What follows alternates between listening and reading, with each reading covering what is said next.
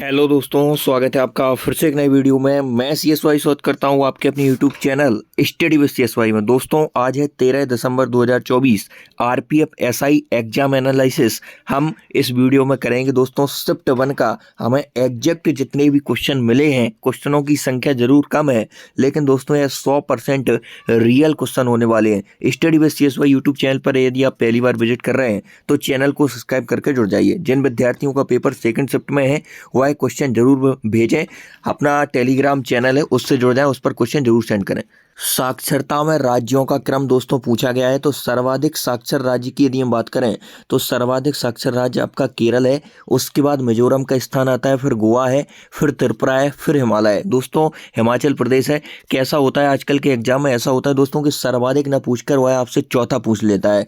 तो केरल पहला, दूसरा मिजोरम, तीसरा गोवा, चौथा आपका त्रिपुरा हो जाएगा और पांचवा हिमाचल प्रदेश। तो ये राज्यों का क्रम पूछा गया है। न्यूनतम साक्षरता वाले राज्यों की बात करें तो बिहार सबसे कम है, उसके बाद अरुणाचल प्रदेश, फिर राजस्थान, झारखंड, फिर आपका आंध्र प्रदेश हो जाएगा। ख्याल गायन से क्वेश्चन आया, ख्याल गायन से कौन संबंधित है? तो ख्याल गायन के प्रसिद्ध गायक हैं आपके भात खंडे, विष्णु दिगंबर, पलुस्कर, उस्ताद करीम खां और उस्ताद फैयाज खां। ये ख्याल गायन से संबंधित हैं। ख्याल गायन के प्रमुख घरानों की बात करें तो ग्वालियर घराना, कई बार क्वेश्चन पूछा गया है, किससे संबंधित है? ख्याल गायन से संबंधित है। आगरा घराना, किराना घराना, पटियाला घराना, दिल्ली घराना, ये सभी आपके ख्याल गायन से संबंधित हैं। ख्याल गायन की शुरुआत की बात करें तो ये 12वीं शताब्दी में महान संगीतकार कवि हजरत अमीर खुसरो, जिन्हें तोता हिंद के नाम से जाना जाता है, इन्होंने की थी। विधि के समक्ष समता कौन से अनुच्छेद में है? तो आर्टिकल 14 में है विधि के समक्ष समता। इसका अर्थ होता है कि कानून के समक्ष सभी बराबर हैं, आर्टिकल 14 में। आर्टिकल 14 से 18 तक समानता के अधिकारों की चर्चा है, 14 से 18 तक। आर्टिकल 12 से 35 तक इसमें आपके क्या है? मौलिक अधिकार हैं। यह हमने अमेरिका के संविधान से लिए हैं, भाग 3 में इन्हें रखा है। आर्टिकल 15 की बात करें तो धर्म, वंश, जाति, लिंग या जन्म स्थान के आधार पर भेदभाव नहीं किया जाएगा। 16 में लोक नियोजन में अवसर की समानता है। इसके बाद 17 में अस्पृश्यता का अंत या छूत का अंत है। उपाधियों का अंत आपका आर्टिकल 18 में है। दोस्तों, study with CSY YouTube channel पर यदि आप पहली बार विजिट कर रहे हैं तो चैनल को सब्सक्राइब करके जुड़ जाइए।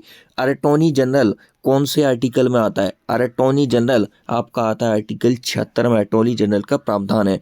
वन्य जीव संरक्षण अधिनियम कब आया? तो ये आपका 1972 में वन्य जीव संरक्षण अधिनियम आता है। पुरा पाषाण काल के बाद कौन सा काल आता है? कालों का क्रम पूछा गया है दोस्तों। तो पुरा पाषाण काल के बाद आपका मध्य पाषाण काल आता है। पुरा पाषाण काल के बाद पाषाण युग को 3 कालों में बांटा गया है। एक पुरा पाषाण काल, मध्य पाषाण काल और नव पाषाण काल। हेमंत सोरेन कहाँ के मुख्यमंत्री हैं?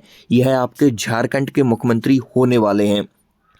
हरियाणा के मुख्यमंत्री कौन है? तो नायब सिंह सैनी, यह हरियाणा के न्यू CM है। CM से हर शिफ्ट में क्वेश्चन पूछा जा रहा है। आपको 28 राज्यों के पूरे CM याद कर लेने यदि अगली शिफ्ट में आपका एग्जाम होने वाला है। दोस्तों, CM से एक नए क्वेश्चन हर शिफ्ट में पूछा जाए है। नए CM कौन से बने? जैसे कि कल पूछा गया था भजन लाल शर्मा के बारे में, वह कहाँ के CM बने हैं? तो वो राजस्थान के हैं।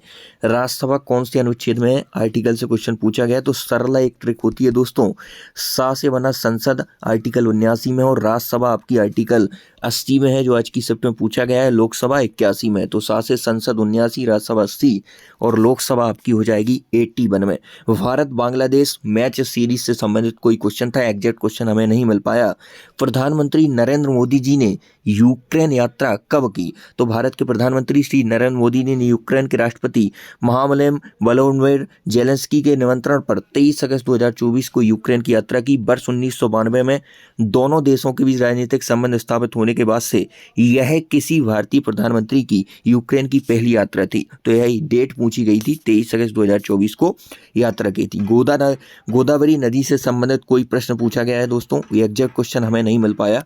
मोहम्मद गौरी के सेनापति का नाम पूछा गया। मोहम्मद गौरी के मुख्य सेनापति का नाम कुतुबुद्दीन ऐबक था। कुतुबुद्दीन ऐबक मोहम्मद गौरी का दामाद भी था। साल 1206 में मोहम्मद गौरी की मृत्यु के बाद कुतुबुद्दीन ऐबक भारत का शासक बना और इसने किस वंश की स्थापना की थी? कई बार पूछा गया। गुलाम वंश की नींव रखता है कुतुबुद्दीन ऐबक और पोलो या चौगान खेलते समय घोड़े से गिरकर इसकी मृत्यु हो जाती है कुतुबुद्दीन ऐबक की।